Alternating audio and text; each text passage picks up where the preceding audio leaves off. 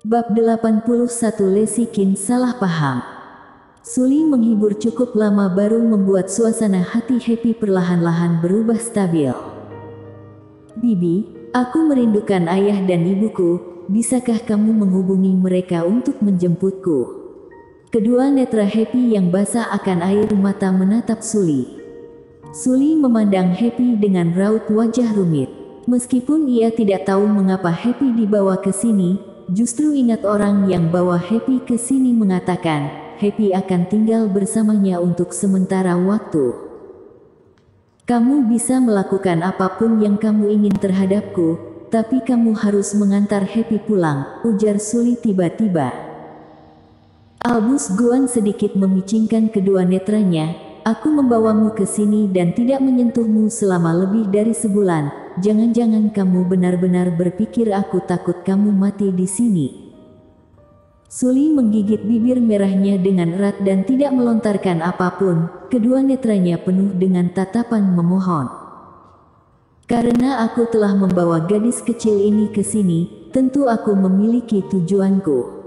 Kamu jangan melewati batas, jikalau tidak, aku tidak merasa keberatan membunuhnya terlebih dahulu, lalu melakukan hal-hal lain bersamamu, ujar Albus Guan sambil tersenyum.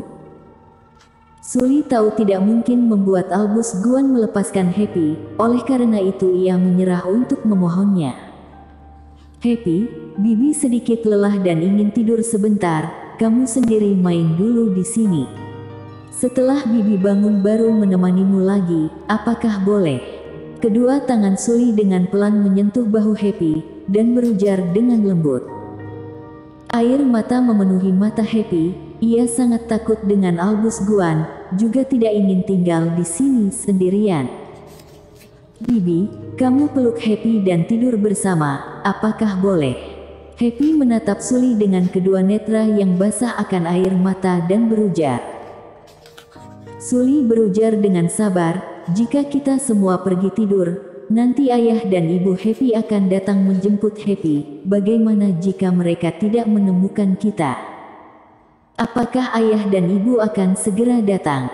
Kedua netra Happy mendadak berubah sedikit cerah. Meskipun Suli tidak tega membohongi Happy, namun demi Happy, ia justru harus menganggukkan kepalanya. Bibi akan memutar kartun untukmu terlebih dahulu. Happy tetap di sini dan menunggu ayah dan ibumu. Apakah boleh? Boleh. Happy berujar dengan senang. Setelah Suli menyalakan TV, ia baru mengikuti Albus Guan ke kamar dalam villa. Begitu tiba kamar, Albus Guan sudah tidak sabar meraba tubuh Suli, dan mendadak didorong oleh Suli.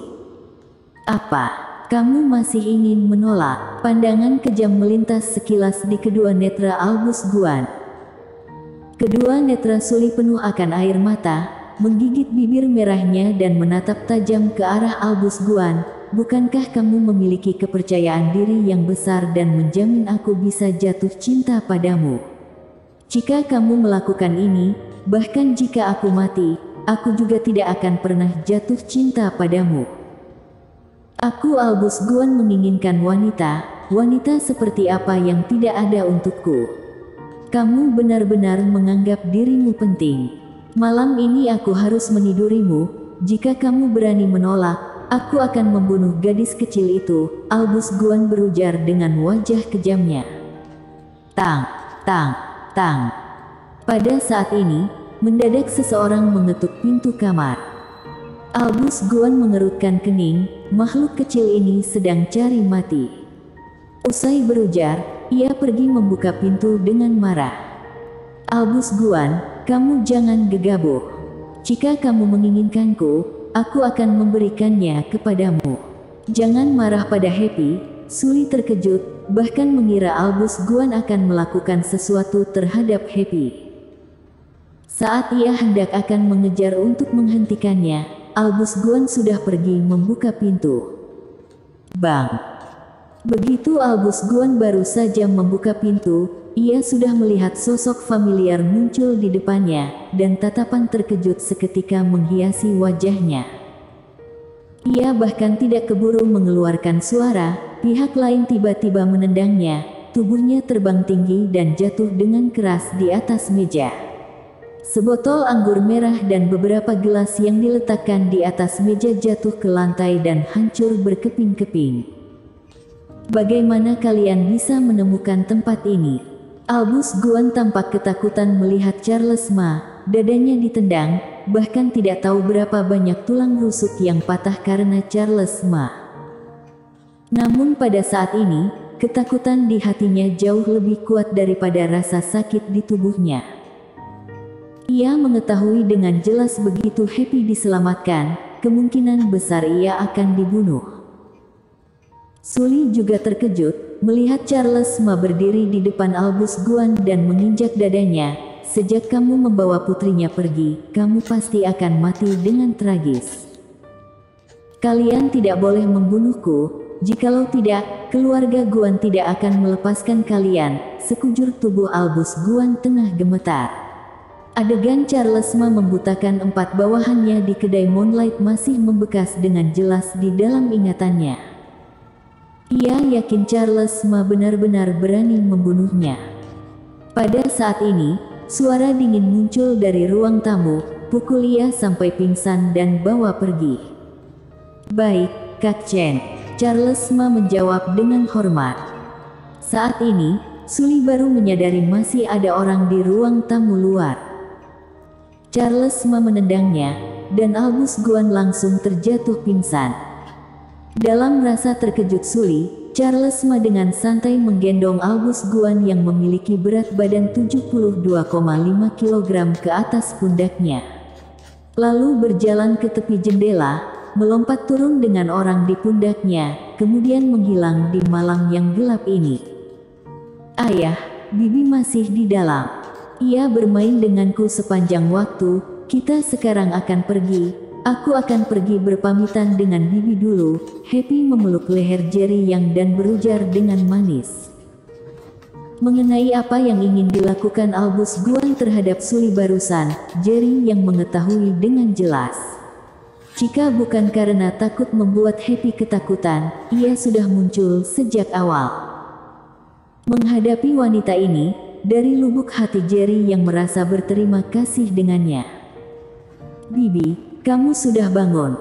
Ayah datang menjemput Happy, aku akan pergi. Satu tangan Happy memeluk leher Jerry Yang, satu tangannya lagi melambai dengan penuh semangat ke arah Sully. Jerry Yang hanya mendengar percakapan antara Albus Guan dan Sully di luar sebelumnya, namun sekarang baru melihat wajah aslinya, lubuk hatinya merasa terkejut sejenak. Harus mengakui wanita ini sangat cantik. Ia memakai celana jeans yang dicuci hingga berubah putih, t-shirt putih di tubuh bagian atas, dan rambut panjang hitam lurus yang tergerai. Ia terlihat sangat muda dan energik. Mungkin terlalu lama dikurung di sini, sepertinya ia kehilangan banyak berat badan, dan celana jeansnya terlihat sedikit lebih gemuk. Terima kasih telah melindungi putriku barusan. Jerry Yang menatap Sully dengan serius dan berujar, demi Albus Guan tidak menyentuhnya, wanita ini bahkan mengancamnya dengan mati. Namun sebelumnya ia menyetujui keinginan Albus Guan untuk seorang gadis kecil yang baru saja ia kenal tidak lama. Bagi Jerry Yang, ini adalah bantuan yang sangat besar, dan ia hanya merasa sangat berterima kasih dengannya. Sully menggelengkan kepalanya pelan, kamu tidak perlu berterima kasih kepadaku, Albus Guan baru saja menggunakan Happy untuk mengancamku, justru aku yang menarik Happy ke dalam masalah ini. Putrimu sangat imut, aku sangat menyukainya. Entah apapun itu, masalah yang terjadi malam ini, semuanya harus berterima kasih kepadamu. Jerry Yang berujar dengan mimik wajah serius, kemudian menyerahkan kartu nama. Namaku Jerry Yang, ini adalah nomor teleponku. Tidak peduli kamu menemui kesulitan apapun di masa depan, kamu dapat menghubungiku. Sully menerima kartu nama tersebut dan melihatnya sekilas. Kartu nama sangat biasa, hanya memiliki sederetan nomor ponsel. Ia menyimpan kartu nama tersebut dan tersenyum tipis, namaku Sully. Jerry Yang mengangguk. mulai hari ini kamu bebas, dan kamu tidak perlu khawatir Albus Guan akan mencarimu lagi. Usai berujar, Jerry yang menggendong Happy membalikkan tubuh dan pergi. Charles Ma mengendarai mobil, Jerry yang dan Happy duduk di belakang. Mobil melaju dengan cepat sepanjang jalan, menuju kompleks keluarga Qin. Yang melegakan Jerry yang adalah, Happy sangat cerewet sepanjang jalan, menceritakan kisah yang sulit ceritakan tanpa henti, bahkan bermain permainan dengannya. Selama Happy tidak mengalami rasa takut, ini adalah kabar terbaik. Setelah mengantar Happy pulang, Lacey Qin juga baru saja pulang kerja. Kemana kalian pergi bermain? Sudah sangat malam baru pulang. Lacey Qin tidak tahu tentang Happy yang diculik, dan mimik wajahnya sedikit tidak senang melihat Jerry yang baru membawa putrinya pulang. Lacey, maaf sekali, aku tidak akan melakukannya lain kali, ujar Jerry yang sambil tersenyum tipis. Melihat Happy baik-baik saja, hati Yumi Qin yang merasa khawatir akhirnya merasa lega. Ibu, jangan salahkan ayah. Malam ini Bibi Xia yang terus menemani Happy. Ia sangat baik terhadap Happy, menemani Happy bermain permainan, bahkan menceritakan banyak cerita kepada Happy. Happy sangat menyukai Bibi Xia. Oh iya, rumah Bibi Xia sangat besar dan cantik. Happy sangat senang bermain dengan Bibi Xia. Happy tidak menyadari mimik wajah Lacey Qin sudah tidak beres, masih dengan gembira membicarakan tentang Suli. Usai berujar, ia memandang ke arah Jerry yang dan berujar, "Ayah, besok kamu bawa Happy main dengan Bibi Xia lagi, apakah boleh?" Melihat perubahan ekspresi di wajah Lacey Qin, Jerry yang tahu ia marah, dan hatinya penuh dengan kepahitan. Happy diculik. Tidak ada seorang pun di keluarga yang tahu kecuali Jerry yang dan Yumi Qin. Ia juga tidak ingin Lacey Qin khawatir, oleh karena itu ia sama sekali tidak berencana memberitahu masalah ini kepadanya. Sekarang Happy mengatakan ini, Lacey Qin jelas salah paham.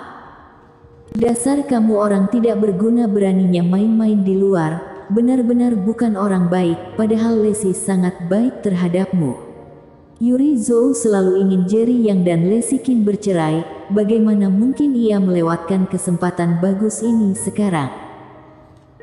Mimik wajah Yumi Qin juga terjadi sedikit perubahan, ia tentu mengetahui dengan jelas Jerry yang terus mencari Happy, tidak mungkin bermain-main dengan wanita lain. Ibu, apakah boleh jangan membuat masalah lagi? Ia berujar kesal kepada Yuri Zhou. Kemudian buru-buru berujar kepada Lacey Qin, "Kak, kamu jangan salah paham, kakak ipar awalnya memintaku untuk menjemput Happy. Tapi aku tidak punya waktu, mendadak ia ada urusan, oleh karena itu baru membiarkan Happy di rumah teman. Kalian semua tidak ada waktu, mengapa tidak mengantar Happy pulang? Dari sudut pandangku, sampah ini sudah berencana untuk menceraikan Lacey. Kali ini kembali hanya untuk membawa Happy pergi, oleh karena itu malam ini bahkan sengaja bawa Happy menemui wanita itu." Yuri Zhou berujar dengan nada masam, "Lihat, ini baru beberapa jam, dan Happy telah membelanya seperti ini."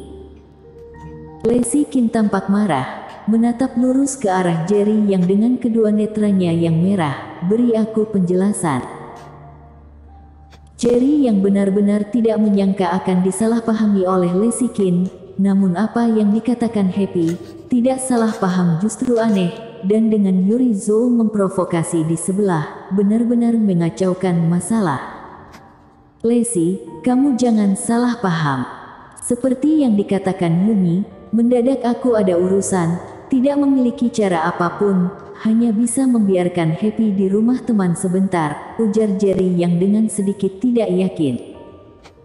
Lacey Qin tiba-tiba tersenyum sinis, tidak melontarkan apa-apa dan menggendong Happy kembali ke kamar. "Kakak ipar, cepat pergi menjelaskan masalah ini."